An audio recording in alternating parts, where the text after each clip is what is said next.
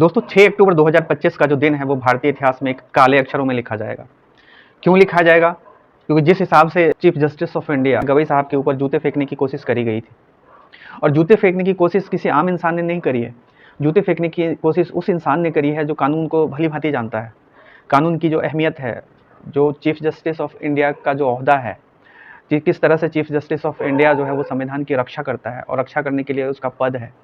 बावजूद इसके उन्होंने जो है वो चीफ जस्टिस ऑफ इंडिया के ऊपर जूता फेंकने की कोशिश करी है। हालांकि ये बात अलग है कि सुरक्षा कर्मियों ने उसको पकड़ लिया और ये घटना होने से बची, लेकिन जो ध्येय था, जो इंटेंशन था, वो क्लियर था कि जूता फेंकना है, क्योंकि ये स्वाभाविक तौर पर निंदनीय है और इसमें कोई दो राय नहीं है।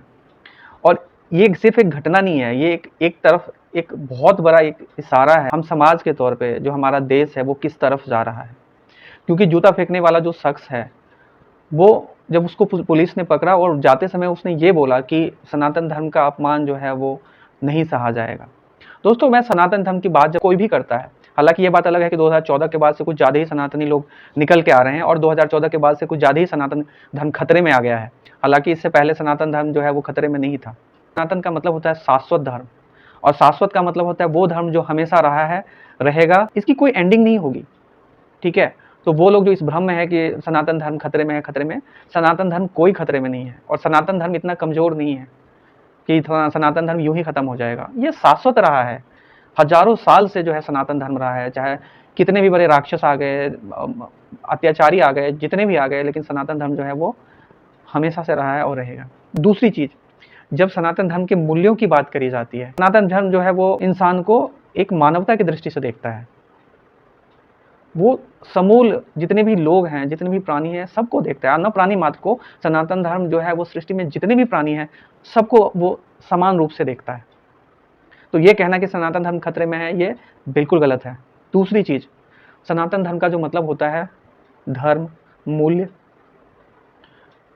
प्रेम, सद्भाव, जो है वो तपस्या, क्षमा, त्याग, ये सब सनातन धर्म का जो है वो श्रृंगार है, सनातन धर्म की आत्मा है। लेकिन जब इस हिसाब से हिंसा, इस तरह से हिंसा किया जाएगा, इस तरह से जब लोग प्रदर्शन करेंगे, तो सनातन धर्म पे कहीं ना कहीं सवाल तो होगा ही। अब आते हैं घटना की तरफ। ये जो घटना घटी है वो घटना नहीं है, एक मानसिकता की तरफ इशारा कर रहा है कि देश में जो जिस तरह से मानसिकता एक विशेष वर्ग को लेकर के जिस तरह से मानसिकता बढ़ती जा रही है, ये अपने आप में एक खतरे की घंटी है एज अ सोसाइटी। क्योंकि जो हिंदुस्तान रहा है और हिंदुस्तान का जो संविधान है वो सभी लोगों ने मिलकर बनाया था, और जब संविधान को बनाया गया तो इस बात का जो है वो ध्यान रखा गया, इस बात को सुनिश्चित किया गया कि इसमें सबकी भागीदारी समान रूप से हो, चाहे वो किसी भी धर्म से हो, किसी भी जाति से हो, किसी भी लिंग से हो, किसी भी प्रदेश से हो, किसी भी प्रांत से हो, काले हो, गोरे हो, छोटे हो, मोटे हो, पतले, दुबले, लंबे, बावजूद इसके संविधान में सबको जो है वो समान रूप से देखा गया है। तो ये संविधान की खूबसूरती है, और इसी खूबसूरती को बनाए रखने के लिए चीफ जस्टिस ऑफ इंडिया का पद है। लेकिन जब इस पद की गरिमा को कोई धूमिल करता है, इस पद जो व्यक्ति बैठा है उसके ऊपर जब जूते जैसी चीज को मारने की कोशिश की जाती है, तो ये अपने आप में जो है वो कहीं ना कहीं एक बहुत बड़ा सवाल खड़ा करता है। क्योंकि दोस्तों ये होता है कि जब किसी इंसान के ऊपर अत्याचार होता है तो पहले वो लोअर कोर्ट में जाता है, जो अनुमंडल स्तर पे होता है वहाँ जाता है। जब वहाँ बात नहीं बनती तो वो जिला मुख्यालय में जाता है, जिला स्तर पे जाता है, जो कोर्ट होता है वहाँ पे जाता है।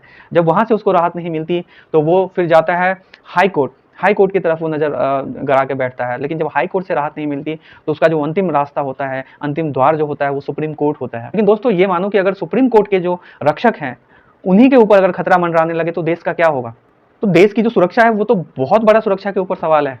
मोदी जी और अमित शाह को सोचना चाहिए कि जो देश का जो सुप्रीम कोर्ट का जो मुख्य न्यायाधीश है उसके ऊपर जब इस तरह से खतरा है तो फिर तो आम जनता की क्या औकात है। दोस्तों, प्रधानमंत्री जी का फाइनली ट्वीट आया, उन्होंने इस बात पे अफसोस जताया है, इस घटना की निंदा की है। लेकिन दूसरी तरफ दोस्तों उसके नीचे जो इतने सारे जो कमेंट आए हैं, तो उन लोगों की जो मानसिकता है वो तो प्रधानमंत्री को भी इसके लिए दोषी ठहरा रहे हैं कि प्रधानमंत्री आप इस चीज की निंदा क्यों कर रहे हो। अगर किसी ने चीफ जस्टिस ऑफ इंडिया के ऊपर जूता मारने की कोशिश करी है तो ये अच्छी बात है, लोगों ने इस तरह से ट्विटर पे बात बताई है, तो ये तो अपने आप में बहुत बड़ा जो है वो खतरा है, और इसको प्रधानमंत्री जी आपको बहुत सीरियसली लेना चाहिए। और उन नेताओं को भी सोचना चाहिए कि अगर वो थोड़े बहुत वोट के लिए अगर इस तरह के का जो जहर बो रहे हैं समाज में, तो ये तो बहुत गलत है, इस पे ध्यान देना चाहिए। क्योंकि इस तरह का जो स्टेटमेंट होता है, इस तरह की जो भाषा है वो समाज में वैमनस्यता और विद्रोह उत्पन्न करता है। और भाषा तो ऐसी होनी चाहिए कि समाज को एक स्तर पे एक तरह से एक सूत्र में बांध दे, और ताकि जब तक समाज एक सूत्र में नहीं बनेगा, as a society, as a nation, हम ग्रो नहीं कर सकते, हम आगे बढ़ नहीं सकते। हम इसी ताने बाने में उलझे रहेंगे, इस जाति के लोगों को उस जाति ने मार दिया, इस जाति के लोगों को उस जाति ने डरा दिया, मतलब ये सारी चीज़ें चलती रहेंगी। इस धर्म के लोगों को उस धर्म से खतरा है, इस धर्म के लोगों को किसी धर्म के लोगों को किसी से खतरा नहीं है। खतरा है इस तरह की जो सोच है, इस तरह की जो मानसिकता है, ऐसे लोगों से खतरा है।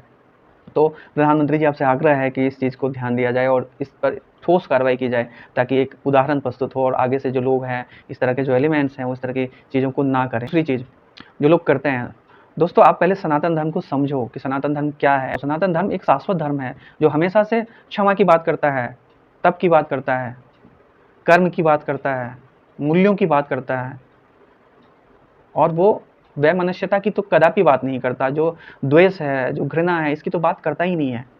अगर आप राम को ढंग से पढ़ोगे, जानोगे, तो राम तो संपूर्ण सृष्टि को एक तरह से देखता था, चाहे उस सृष्टि में राक्षस हो, जीव हो, जंतु हो, अच्छे लोग हो, ब्राह्मण हो, शूद्र हो, जितने भी तरह के लोग हैं, क्षत्रिय हो, सबको एक दृष्टि से वो देखते थे, और उसके कर्मों के हिसाब से जो है वो ये भी छोड़ देते थे, प्रकृति पे छोड़ते थे कि इसके कर्मों के हिसाब से इसकी सजा मिलेगी। अन्यथा राम चाहते तो एक दिन में ही सब कुछ सॉर्ट आउट कर सकते थे, एक दिन में जितनी सारी प्रॉब्लम उनके पास आई थी सबको खत्म कर सकते थे। लेकिन किस तरह से उन्होंने एक नियम का पालन किया, अगर वनवास जाना है, इतने दिन के लिए जाना है, तो उन्होंने इतने दिन का जो है संकल्प पूरा किया। जिस तरह से वन में जितने सारे लोग हैं वो जाते हैं, उनको क्या क्या परेशानियां होती है, उन परेशानियों को उन्होंने खुद के ऊपर झेला। तो नियम का पालन जो है करना और करवाना ये बहुत ज़रूरी है, और इसीलिए सुप्रीम कोर्ट के चीफ जस्टिस ऑफ इंडिया वहाँ पर बैठे हैं। तो हमें उनका आदर करना चाहिए, ताकि जो संविधान के द्वारा जो लिखित नियम कानून है उसको उसको चीफ जस्टिस ऑफ इंडिया सुनिश्चित करते हैं कि उस नियम का पालन हो, चाहे देश के किसी भी प्रांत में हो, किसी भी राज्य में हो और किसी भी क्षेत्र में हो।